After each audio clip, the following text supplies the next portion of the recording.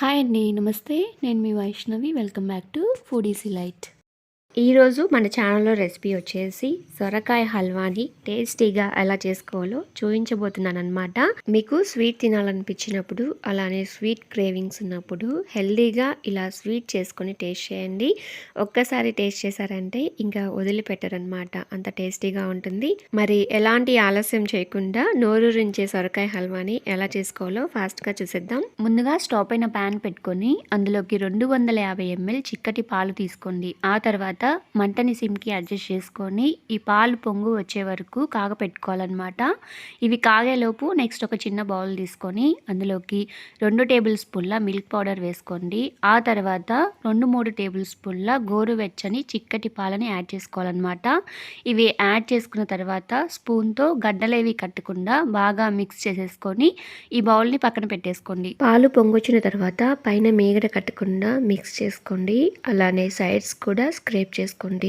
Next ఇందులోకి milk powder కలిపి పెట్టుకున్న మిశ్రమాన్ని యాడ్ చేసుకుంటూ గరిటెతో మిక్స్ చేసుకుంటూ ఉండాలన్నమాట, లేదంటే లమ్స్ అనేవి ఫామ్ అవుతాయండి. మిక్స్ చేసుకున్న వెంటనే నెక్స్ట్ మంటని లో టు మీడియంకి అడ్జస్ట్ చేసుకుంటూ పైన మీగడ కట్టకుండా సైడ్స్ కూడా స్క్రేప్ చేసుకుంటూనే కాకపెట్టుకోవాలండి. ఇక్కడ నేను చూపించే విధంగా పాల క్వాంటిటీ అనేది కొంచెం రెడ్యూస్ అవ్వాలన్నమాట. అలానే థిక్ కన్సిస్టెన్సీలోకి రావాలి. ఇక్కడ నేను చూపిస్తున్నాను చూడండి. ఇలా థిక్ కన్సిస్టెన్సీలోకి వచ్చిన తర్వాత స్టవ్ ఆఫ్ చేసేసుకొని ఈ పాలని ఒక బౌల్లోకి ట్రాన్స్ఫర్ చేసేసుకొని పక్కన పెట్టుకొని చల్లారనివ్వండి. నెక్స్ట్ స్టవ్ పైన మరొక ప్యాన్ కానీ లేదా కడాయి కానీ పెట్టుకొని అందులో 2 టేబుల్ స్పూన్స్ నెయ్యి వేసుకొని కరిగించుకోండి.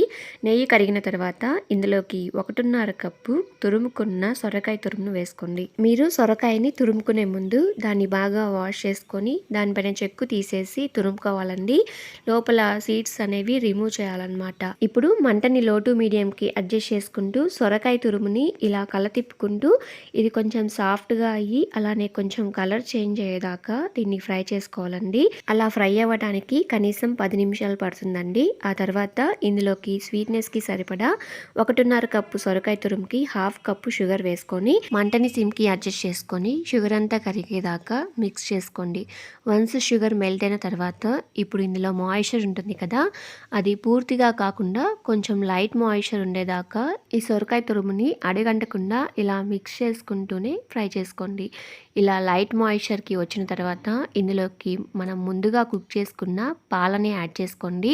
ఆ తర్వాత మంటని మీడియంలో పెట్టుకొని గరిటెతో ఒకసారి బాగా మిక్స్ చేసేసుకొని ఇందులో ఉన్న పాలు కూడా పూర్తిగా రెడ్యూస్ అవ్వాలండి. అంటే ఈ పాలు వచ్చేసి కోవాలా కన్వర్ట్ అవ్వాలన్నమాట. ఇక్కడ మీకు చేంజ్ అనేది క్లియర్గా అర్థమై ఉంటుంది. పాలు కాస్త ఎగిరిపోయి కోవాలా కన్వర్ట్ అయిందండి. ఇంట్లో కోవా లేకపోతే పాలల్లో ఇలా మిల్క్ పౌడర్ వేసుకొని కుక్ చేసుకోవడం బెస్ట్ ఆప్షన్ అనమాట. ఒకవేళ మీ దగ్గర మిల్క్ పౌడర్ కూడా లేనట్లయితే జస్ట్ 250 ml కాగపెట్టుకున్న పాలని కూడా యాడ్ చేసుకోవచ్చండి. అలా చేసుకున్నా కూడా టేస్ట్ బాగుంటుందండి. ఇందులో ఉన్న మాయిశ్చర్ అంతా రెడ్యూస్ అయిన తర్వాత నెక్స్ట్ ఇందులోకి మంచి ఫ్లేవర్ కోసం ఒక 1/2 టీ స్పూన్ యాలకుల పొడిని వేసుకోండి. తర్వాత ఇందులోకి 1 టీ స్పూన్ నెయ్యి వేసుకొని గరిటెతో అంతా కూడా ఒకసారి బాగా మిక్స్ చేసేసుకోండి. ఆ తర్వాత ఇప్పుడు ఫ్లేమ్ని సిమ్కి అడ్జస్ట్ చేసుకొని ఈ హల్వాని దగ్గర పడి అలానే నెయ్యి కూడా సపరేట్ అయ్యేదాకా కుక్ చేసుకోవాలన్నమాట.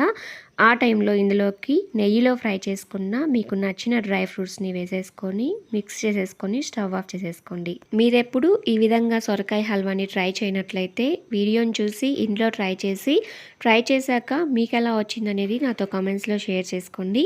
రెసిపీ నచ్చితే లైక్ చేయండి, ఫ్రెండ్స్కి ఫ్యామిలీ మెంబర్స్కి షేర్ చేయండి. ఇలాంటి మరెన్నో మంచి టేస్టీ అండ్ సింపుల్ రెసిపీస్ కోసం ఫుడీస్ లైట్ ఛానల్ని షేర్ చేసి సబ్స్క్రైబ్ చేసుకోండి.